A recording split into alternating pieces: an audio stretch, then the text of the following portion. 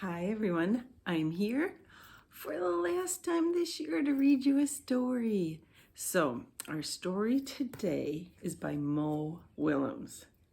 I bet you guys know that author. He is the author who wrote the Gerald and Piggy books and the Pigeon books.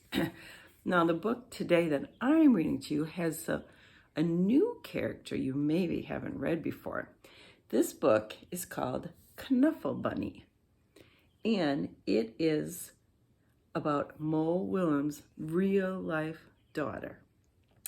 Now, this is Knuffle Bunny. And some of you maybe have heard this story before. And I really like this story just because it's kind of funny, but also it has a really interesting way of doing the art, the illustrations. You can see that some of this is Mo Willems drawing it. That's a picture of his daughter Trixie, and those are his legs. But he also has a real life photograph behind there. That is a photograph of actual places where he lives. So in this book, you will see pictures that are drawn and pictures that are real.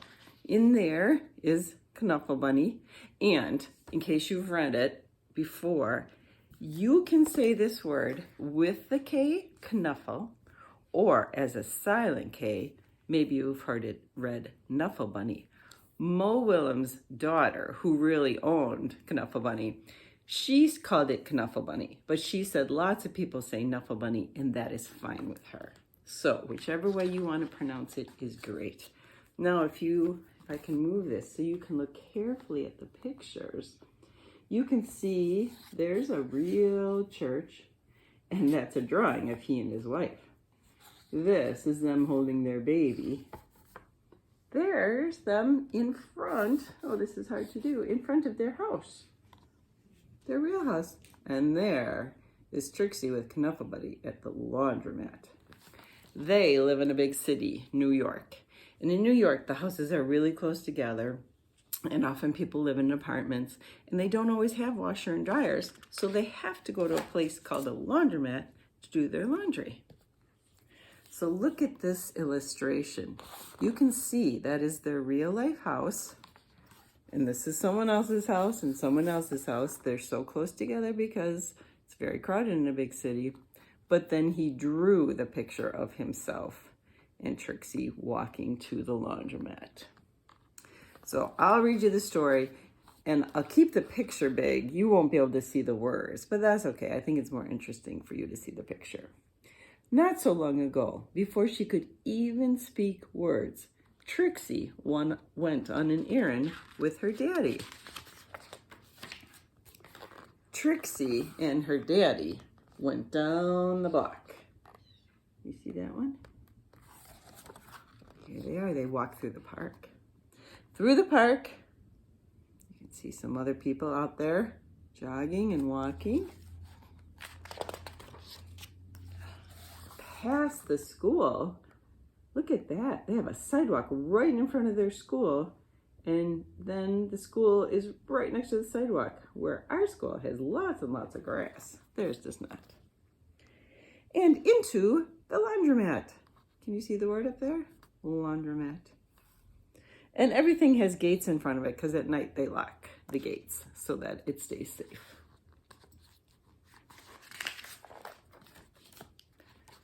Trixie helped her daddy put the laundry into the machine. Now, keep your eye on Knuffle Bunny.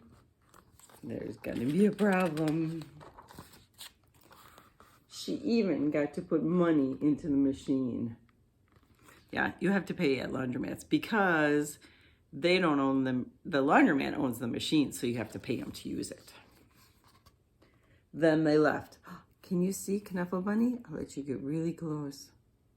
Oh, he's in there getting a bath.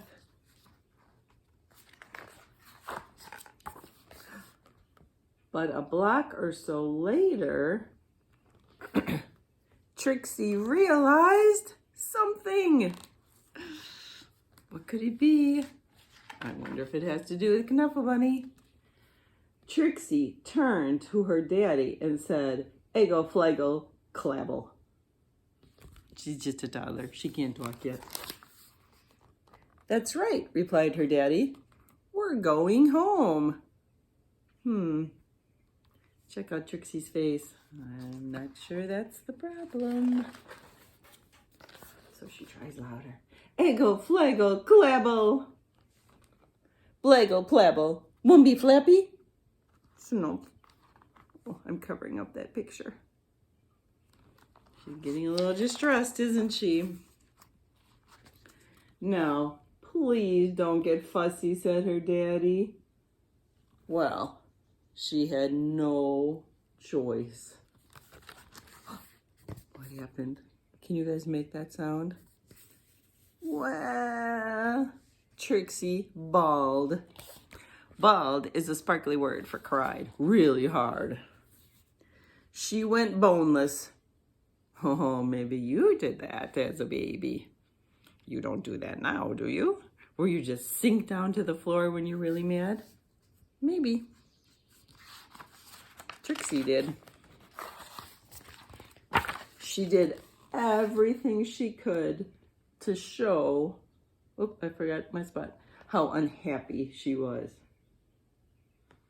Ooh, babies are like that.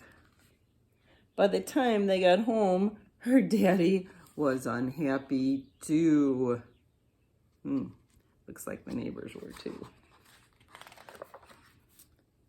As soon as Trixie's mommy opened the door, she asked, "Where's Knuffle Bunny?" Look at Trixie's face. She's like, "Dad, I told you." Uh-oh. I guess Knuffle Bunny was not supposed to be getting a bath. The whole family ran down the block. And they ran through the park. Oh, see if you see anything interesting in this picture. I had never noticed this until last year a little girl pointed it out. Look at the man's t-shirt. Who came to visit? Of course, who always wants to be in every book? Pigeon. They zoomed past the school. There they go. There they are. And into the laundromat. Trixie's daddy looked for Knuffle Bunny and looked and looked and looked. Can you see all the places he looked? This is a big book. It's kind of hard with a little phone to show you all the places. But Knuffle Bunny was nowhere to be found. I think they forgot to look someplace. So Trixie's daddy decided to look harder. Until Knuffle Bunny! Hey, she talked! And those were the first words that Trixie ever said. Isn't that a fun story? And there they are, back to Knuffle Bunny. I looked to see if Pigeon was in there, but nope. So, that is the end of Knuffle Bunny, A Cautionary Tale by Mo Willems. I hope you guys liked it. And I hope I get to talk to you again sometime. If I don't, I will see you in the fall. Talk to you.